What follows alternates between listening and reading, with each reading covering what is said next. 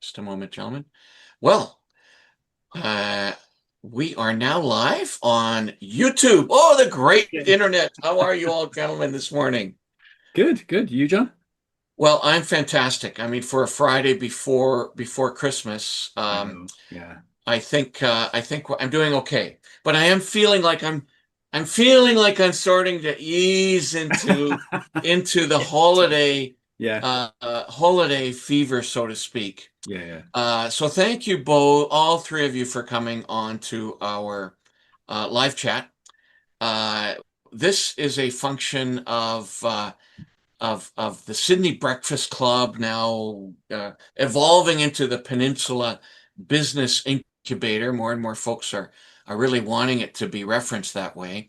Okay. And we had you folks on as a panel, I think 2 weeks ago, Mm-hmm. and very well attended. Man, that was Mm. that was I think our best attended session. So thank you very much for that. You're And welcome. we find with some of those really fascinating panel discussions that we have this now sort of after hours thing, like Hmm. sort of where we can maybe dig into something a little deeper. And because we're live, if someone pops on, we will certainly ask their questions. And Hmm. at this stage, just for your awareness, we do have 38,000 people waiting. Yay. Only 38,000, John? Only? Yeah, only 38,000. Sorry, I wanted to crack 40. It's the So holidays. That's right. We get more in exactly, January. exactly. So for our audience, I think we should introduce ourselves. I manage the Sidney Breakfast Club, and I'm also heavily involved with advocacy. I'm involved with digital marketing, Mhm. all kinds of stuff that I love to do with Harbor Digital Media. Sean, why don't you introduce yourself? Yeah. Besides the sidekick and the color commentary and monitoring the chat, which keeps me quite busy for all the thousands of followers, I'm Exactly. also a marketer, a direct response marketer, going with new and even the older style methods of print, which I love because for a whole lot of reasons I won't get in here because you're the guests. And you and I, Sean, go back when I used to have some hair and when I used to be thinner, I can identify with that profile, John. which was in the 90s. Holy mac, maybe 90s. So Sean and I go back and really appreciate his help on Yeah. these live broadcasts. Yeah. So Steve, go ahead. Sure. Yeah. Yeah, I would comment that Rob and I have a similar sort of, um, I don't know, relationship in that he reminds me that at one point in time I was also slim, um, and not so slim anymore. But yeah, my name's Steve Harris. I run this company, AI for Enterprise, and essentially at the core of what we do, we help organizations adopt generative AI. And over the last year and a half, we've worked with over 30 organizations, either presenting, training, executing projects on their behalf, or actually working with senior leadership teams and the various teams in the organization on AI adoption. and very, very honored to have you on the show Thank you. today and on our panel last week. Yeah, you're welcome. Go ahead, Robert. Yeah, I'm Rob from PlusROI Online Marketing.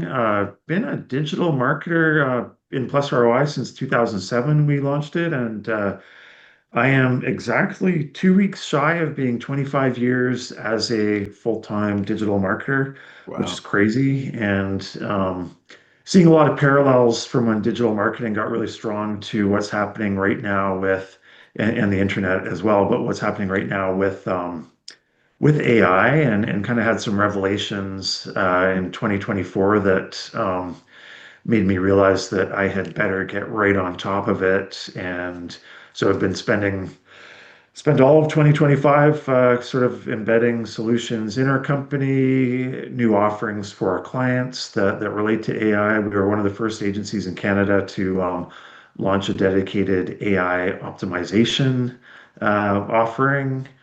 And yeah, and been having a lot of fun with Steve here. We've been running twice monthly AI meetups down at Viatech. So these Viatech AI meetups have been, yeah, seeing ton of amazing speakers and Oh, just yeah. have learned an absolute ton, as well as organizing the Prompt Victoria, the ViTech Prompt Victoria conference, along with Steve and the Victoria Data Society. That just, yeah, it's been a real year of learning, Yeah. which has been really exciting. And from what I can see, that's not going to slow down That's with right. everything that's happening. Yeah, that's not. That's right. I just want to emphasize these meetups. Okay, Yeah. it's the only place in the region in which a person could go and start to learn about AI and how to adopt it with their business outside of hiring you guys, which would also be an excellent option. Mhm. So thank you for that. So at our meeting at Sidney Breakfast Club last week, by the way, Santa Claus showed up for a while, That's and right. He when did. He did. and he yeah, exactly, it was quite a lot of fun, Yeah. and but Santa and identified that the Chat GPT image capacity was not as strong as Gemini and Nano Banana. And I indicated, of course, Rob respectfully disagreed with me. I love that, or Santa, sorry. And I had then stated that I think I stated that it's such a competitive landscape that in fact that this won't stay this way. And in fact, within the last 10 days, ChatGTP has now put out an image creator, which is extraordinary. I mean, I've been using it. So, this is where we're at, gentlemen, isn't it? Like somebody willing to do something over here, next day it's over here. By the time we do something again, maybe 3 months from now, the four of us or something, Mhm. who knows what we're going to be doing? Maybe mirages will be showing up. Right. Yeah. Robert, what do you think? Have you used, or the both of you, have you used that feature? And then more broadly, when does the pace of change slow down, if at all? Yeah, well, I haven't actually used it yet. I'm looking forward to trying it. Yeah, with where Gemini has been with the Nano Banana, it's kind of near perfect. And we've actually created solutions for clients to be able to create images for them that are, yeah, just ridiculously good. And yeah, next stop, I'll try the same instructions from there in ChatGPT and see what the heck happens. If the same kind of prompts work, or if you need to modify the prompts for each one. I've played with it for a week, Yeah. and it's creating, you know, I find slide decks to be very powerful for business and Oh, yeah. video, and Mhm. for us to, for me to put instead of B-roll, I place the slide deck over the video, Mhm. extraordinarily more interesting. Mhm. And so it was able to create a slide deck and rather comparatively to Nano Banana. So, oh, by the way, I see that Aaron Bremner from Cascadia Seaweed is online. Hi, Aaron. I think I'm not sure if you're being facetious or not, but she's saying print is making a comeback. Yeah, that was from Not my actually, comment. not yeah, Yeah. not far off. I mean, I've brought back business cards. I mean, in a simple way, right? Just because it seems to be getting a little more popular to hand out business cards and a little bit more unique sometimes, John, right? Than the LinkedIn barcode or QR code. Yes, yes, I know. I keep having to buy business cards Yeah, yeah, of all things. And I was getting a little bit tired of somehow trying to that's right. match my Mhm. phone and Yeah, yeah, yeah, just pull it out of my yeah. wallet. Well, that was Um, some of the comments at the AI meetup. People were saying we're inundated with email because for years we've been saying, even with everything coming on and social, that email is still a very strong, viable alternative for reaching people. But Mm, some are saying, no, we're overwhelmed. We mm, still get too many emails and we're missing too much and they're getting blocked. mm, Print, as long as we can go through Canada Post, doesn't. So that's a whole other topic. mm, Certainly, one of the purposes of being online is to communicate with folks online. So I'm sorry if I interrupt anybody, but I'm putting some priority to our comments as mm. they come on. And Erin we're now having a dialogue with somebody online. And yeah, her comments are layered text is the future in video. John, so he's talking to me, you bet, Erin. She was on a marketing trends call yesterday, and magazines and direct mail were talked about. People, she indicates, are craving tangible things. What's your reaction to that, gentlemen? Yeah, I'll take a stab at that, but to be quite honest, John, I'm probably the wrong person because for the last 40 plus years, I've lived in an intangible world, right? Mm. I've been a technologist for 40 years, and over 40 years, and to be honest, though, some of the more interesting projects I've been involved in, like I was the project manager for BC Ferries for the build out of the atrium building. I've done ship rebuilds and stuff like that from a technology perspective, and being Ah, involved in those tangible projects from a technology perspective or technologist perspective has been fascinating because very often the technology we develop, to go back to your pace of change, whatever we develop is often only understood by people who are in the industry, the depth and the complexity of what we develop. And within about 5 years, it's been surpassed by something else. I can understand the desire for something tangible. I'd love to hear Rob's reaction. Yeah, I think it's has to do with, there's some talk about people craving sort of personal experiences and connection, which Mm. I think between COVID and technology and social Mhm. media, there's been kind of a loss of connection. And I think that, yeah, there is something, I think, yeah, the print probably relates to that. I mean, I don't think there's going to be a print revolution. I mean, it's kind of like vinyl in a sense. Mm. It's tactile and it's great to handle, but it's not going to replace Spotify is not going anywhere. Yeah. So yeah, but definitely, I think yeah, part of that just yeah, the tactile and personal connection, I think, is Mm. more present in print than digital stuff. I think it has to do a lot with the pace of change. Like, honestly, Mm. I feel Could be. sometimes, see, even I feel overwhelmed with the amount. Well, so it used to be that I would get some piece of content Mhm. and I would be able to repurpose that content one or two ways. Okay. And then that's what we were selling to clients. It's a value add that if you take your core content, guess what? We can do these different things with it, Mhm. reaching different markets and Mhm. potentially increasing sales.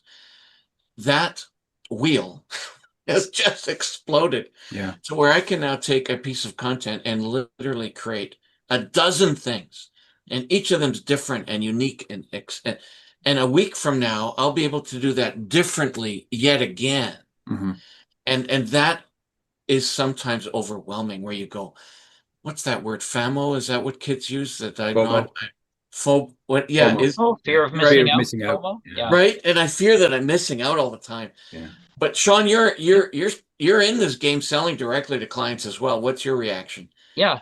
There is so much out there, and any method will work. And one of the big issues in the old days, we had very few channels. Like we could do TV or we could do print. People had one or two newspapers in their community.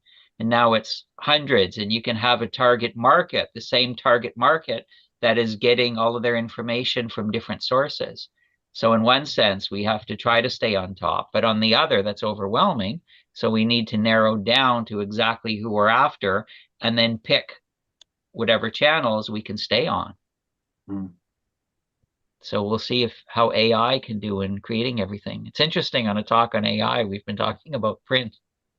Yeah. Right, right. Well, thank you, Aaron. I love it. Well, another thing that Sean and I chatted about beforehand, and we're really down the client pathway here, and reaction. Something we weren't able to do at the panel discussion. That being, people don't want to know how we make the soup or make the Mhm. cake. They Mhm. they they want to cross the line Mhm. and so to some degree, we can have these chats, and the client will go, I don't really care. Don't I really need a care. Yep. 25% increase in revenue. Mhm. Here's the money, and I'll see you in 3 months. Mhm. And meanwhile, we're mucking around trying to figure out how to cross that finish line. Mhm. And I still don't entirely feel there's a recognition of the amount of work that goes in to cross that finish line. Mhm. Yeah, I think just the to go back to that pace of change and lead up to that point. Um, just some historical context, and another thing Rob reminds me of is how old I am. I wrote my first piece of code in 1978, right? Oh, and a boy. On a teletype with an Hello acoustic world, is coupler, that it? that was basically with a rotary dial phone. You put it into a wooden box, and right. So I've lived through all of this change, and that's why I love the industry that I'm in. Is because of the pace of change. And one thing I've noticed is that pace of change over those decades has compounded, right? So we're in a situation where we are now that compounding is just carrying on. So what we're seeing now, to your earlier point, is going to increase over the coming years, and I don't quite know what that means for the marketing component of this discussion, but we will see a compounding increase in the I was going to say complexity, but in the functionality of the software that's coming our way and the systems that are coming our way. Well, it's interesting too, John, to your point of people and customers not wanting to know how things are made. Mhm. Um, I totally agree with that, but it's almost more important now than ever to have some understanding of how things are made because there's just so much hype and so many opportunistic solutions that have little value. And Mhm. I mean, in speaking to the marketing world, seen that for well, decades now with like SEO Mhm. salespeople. And I mean, if you're in business, you're getting an SEO pitch every day, and 99 out of 100 of those are companies that would literally just take your money and probably damage your presence versus Yeah. actually help out. So it is kind of really important to understand at least a bit of it. And I'm seeing that right now. I just actually got off a call for a product demo for a content creation tool that I there's some question as to whether it will create original enough content to be considered good quality. Mhm. And that's where one of the big LLM executives the other day was just talking about, well, it's like in terms of showing up in AI searches, he said, I'd be really careful about having your site being seen as untrustworthy or low quality because it might be really, really hard to come back from that. Mhm. So it's interesting. And again, the solutions that are being pitched to people to basically pollute the internet with like, oh, let's do 40 blog posts a month and it'll be great. We'll publish at scale. And it's like, well, nobody's ever going to see it. And it's probably going to get you on the naughty list. Right. But again, just, yeah, I've gone on way too long, but just about, I don't think business owners can afford to not learn at least a little bit about it. Yeah. I just I'll posted build on. Oh, go ahead, I Sean. just Sorry. posted links to your article on LinkedIn, Rob, about why your ads aren't working, part one. So I guess you'll address some of that in part two. Would you want to give a 3 sentence summary of that? Because that ties in. Yeah, I mean, it's kind of different from AI, but yeah, just touching on, yeah, folks who are doing online advertising and not doing the right type of ads for where folks are at in their purchase life cycle. So doing, for instance, search ads for people that don't understand their problem yet. So they're not yet looking for the solution, or people who know there's a solution out there but are, and so are now searching for a solution. Like those are the sort of folks, should be targeting with search ads. And yeah, I don't want to go too deep into that, but But folks will have a link, yeah. Rob, so that they can follow that dialogue. Oh, Steve, fantastic. you Yeah, I were was gonna. just going to build on. I was just going to build on something Rob was saying there, which is almost like first principles. Right? Even though this technology is so new and very, very powerful, and will continue to grow in its power and performance, there's still first principles that apply in implementing systems like this in organizations. You're still working with people, so organizational change management approaches, change management, training. Depending on the scale of the organization, some policy. So those things still hold true. But to Rob's point, you still have to understand the impact of the technology to understand then how to apply those within organizations. So you still have to do those things, right? Because ultimately, this technology is working with people, right? Steve, I can't agree more. Man, oh man, I've had numerous conversations with Right. folks recognizing that I'm using AI and I'm using the Uh-huh. business, I'm promoting AI, and folks my age. So, okay, I know you all think that I'm in my 30s. That is not the case. Oh, 20s, John. 20. But I am a post 60-year-old man Uh-huh. and therefore hang out with people at that age. And I've had now numerous conversations with folks who were at that sort of, if you recall, early 2000s where that we were just adopting web pages Uh-huh. and should businesses or not adopt a web page? Should Uh-huh. they be online? If you recall those days. And there are those stubborn owners slash individuals who go, don't need to, never need to, won't. I came across numerous people like that this past week. Uh-huh. Don't have to get involved with AI. And my answer to them is, okay, let's analogize here to a Uh-huh. carpenter, red seal Uh-huh. carpenter, Uh-huh. and think about their belt with this Uh-huh. construction, their tools that they have on their belt. Okay. And believe it or not, those tools are maybe 20 of them are there. Uh-huh. And about every year or so, at least in that industry, those tools improved. You had to change Uh-huh. the tools because the other guy down the street had the new tools and they were building houses faster Uh-huh. and they were able to get ROI faster. That's right. And that and the tools just didn't magically appear on your belt. You had to Uh-huh. analyze and sort of understand the environment and understand how those tools were impacting your business. Uh-huh. They don't just AI just doesn't magically take over. Uh-huh. You have to analytically use it Uh-huh. appropriately. Uh-huh. Human beings are still the center of the wheel. Uh-huh. Well, the first time I saw a framing nailer, I was amazed because in my construction days, I know what it's like to swing a hammer on a nail. And when I saw a framing nailer, it was, wow, this is amazing. And I view AI like that. Wow, this is amazing. I Mhm. still need to do stuff, but it makes things so much easier. That's Well, I think right. what we're seeing though is we're seeing that progression step into a space that hasn't had that progression, which is knowledge management and knowledge use. And that's what this tool does, right? It allows us to access knowledge in a conversational way, as opposed to having to learn SQL, having to learn R, or these other more esoteric tools.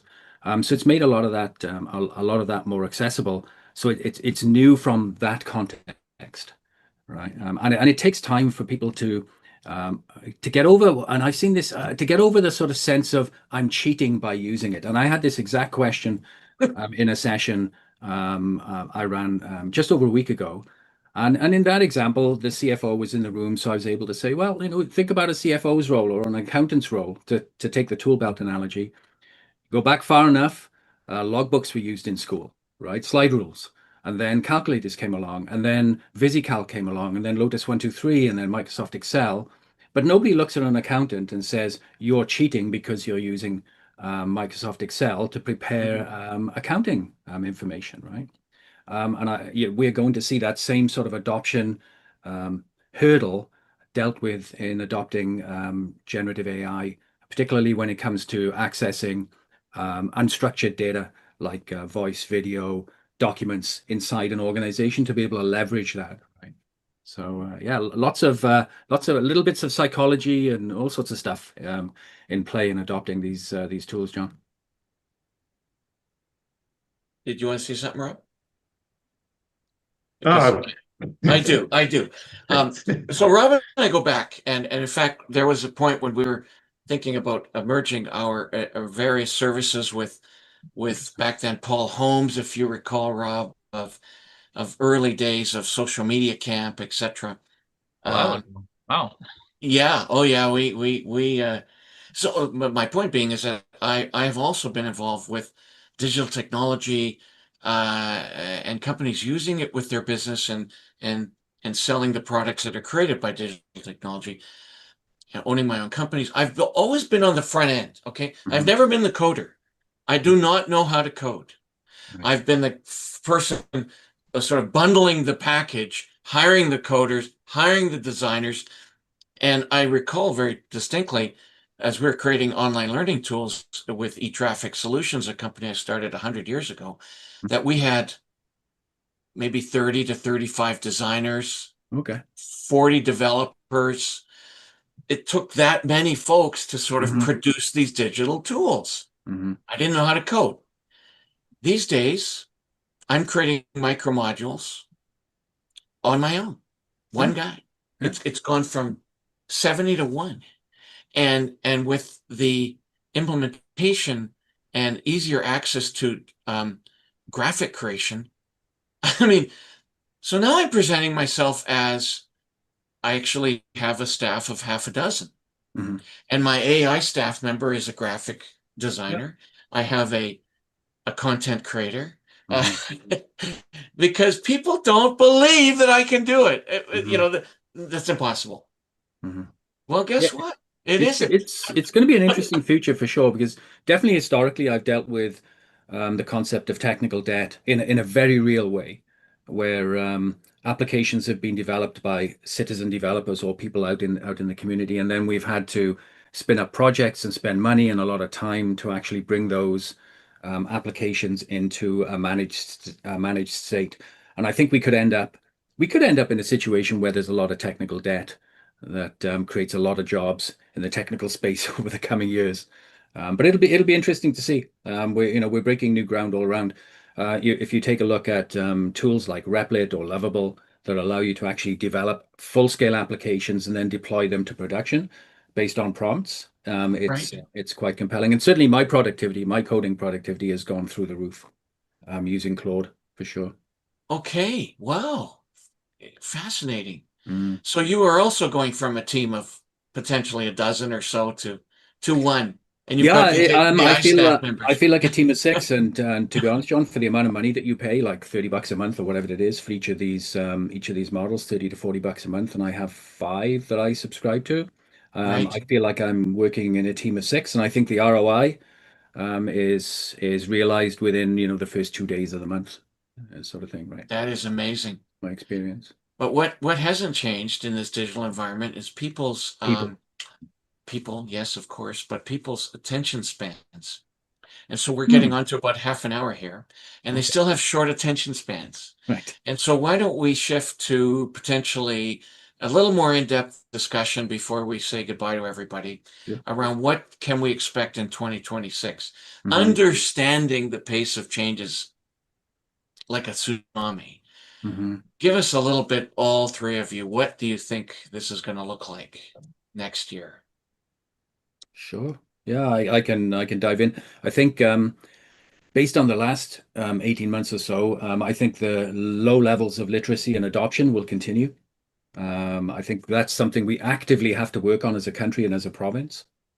I think we'll start to see, just because of the maturity of the agentic frameworks, 2025 was supposed to be the year of agents, but anybody who was developing agents in 2024 could see that the maturity just wasn't there. I think we'll start to see more agent adoption as opposed to just large language model adoption in 2026. But those are my 2 sort of off the cuff observations.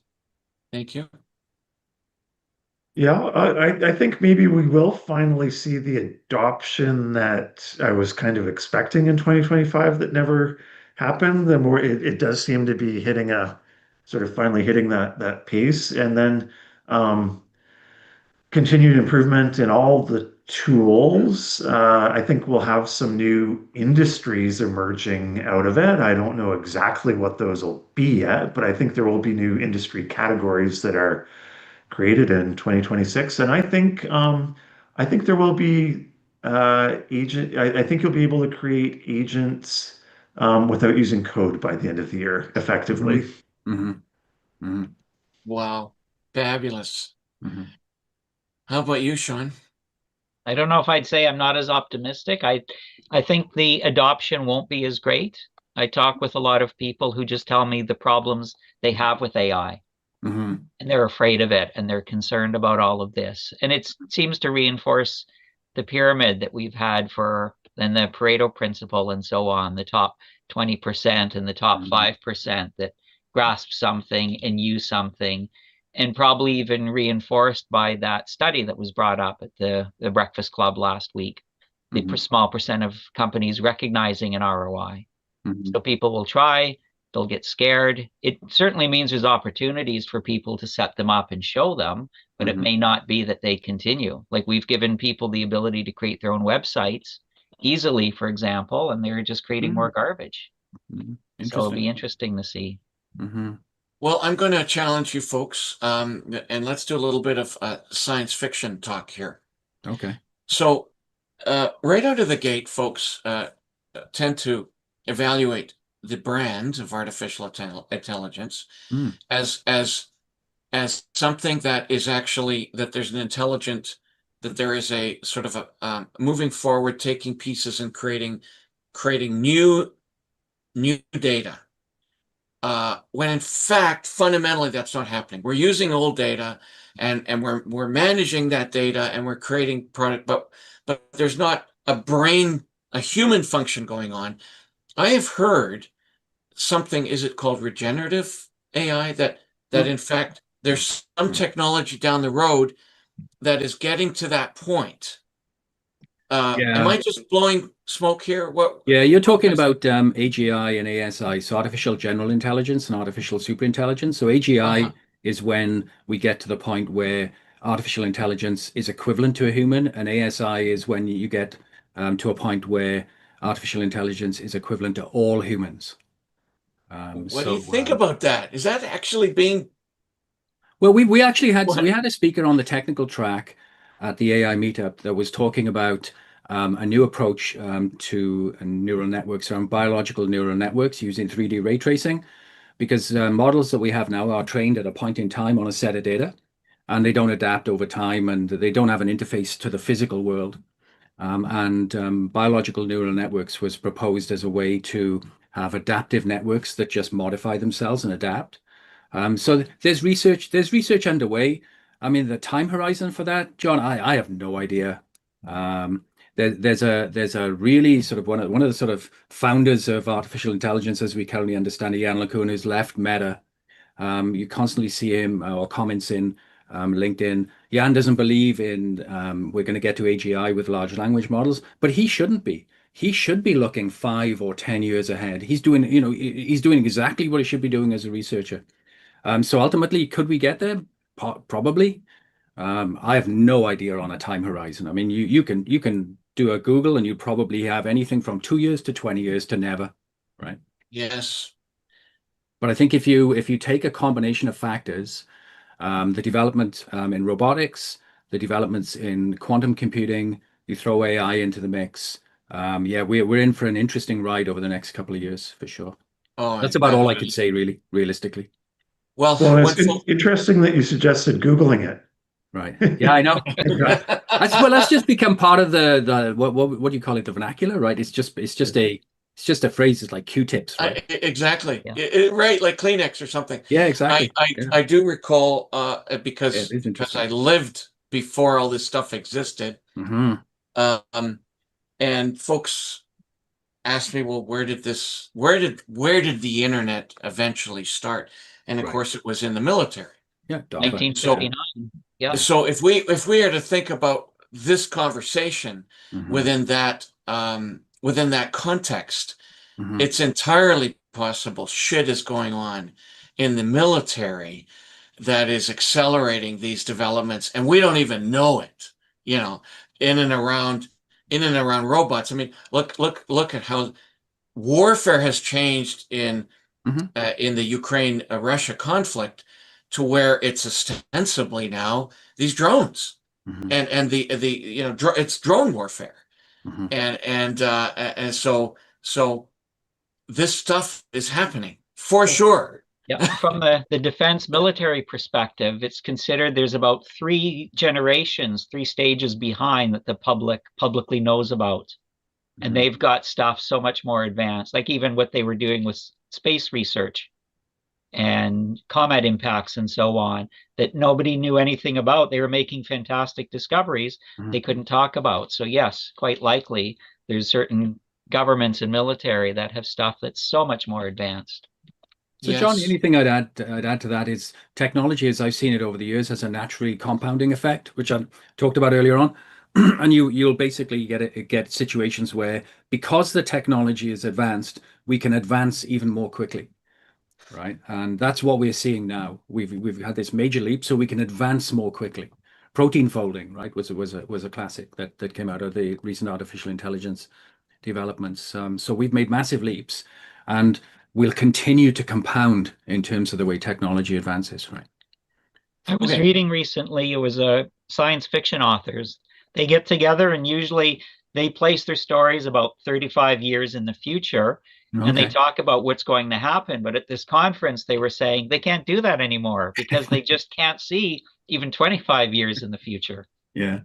Oh, Yeah. that's a fabulous anecdote. Yeah. Gentlemen, we are going to end our conversation. I think it's going to be one that will continue Sure. throughout the year. I sure hope you can join us in the future. Yeah, A couple absolutely. of things.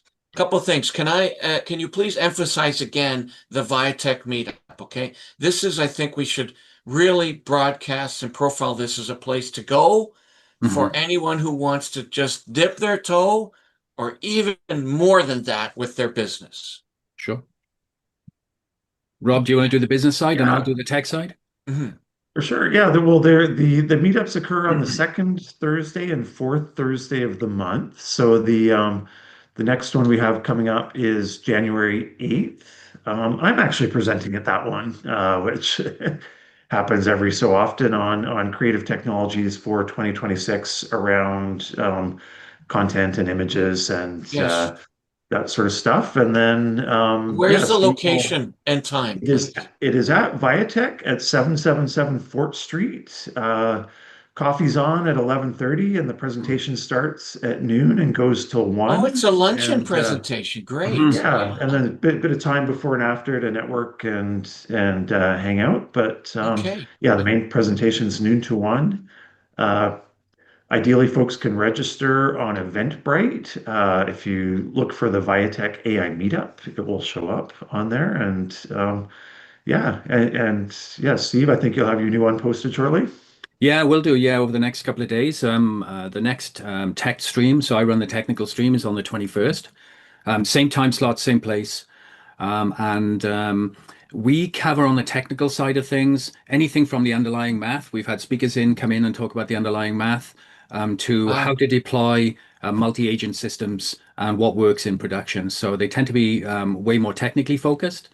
But still, we try and make things accessible. And as Rob said, it's great for networking half an hour before and half an hour afterwards. And we have had situations where they've been so engaging that I think Viatech asked us to leave because there was a group of people that were just wouldn't stop talking to each other. Um, it's been fascinating to watch over this last year.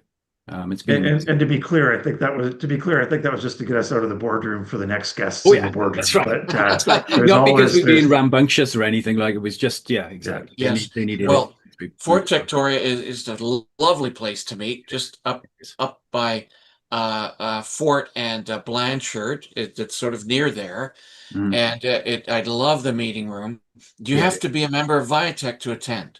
Nope, Okay. I'm not an I attend. I just put from the Viatech site and Eventbrite, the next one or the last one, and then the next one. I just put that thank into you, the Sean. chat. Oh, And I much go, and appreciated. I do recommend people go. The topics vary. That some people will feel it's way over their heads, and others may feel that they can grasp it or barely grasp it, Mhm. but the mind will stretch just being Mhm. there. Well, Yeah, I think for the business topics are pretty accessible, and the technical topics are often above my head, but I've enjoyed every one of them. So yes, yes. Well, look, at the very least, people should um, entertain the fact that in 2026 they have got to understand AI. They have got to accept that it's in our lives and that Mhm. it's going to, if not already, significantly impact everything we do. Mhm. Gentlemen, thank you so much Thank you, for John. this. Thank you. Have a great holiday season and Merry Christmas. And from Santa, ho, ho, ho. All ho right. Cheers, ho John. Thank you. ho. Thank you. Yeah, good to see you, Sean. Cheers, Rob. So the stream is ended.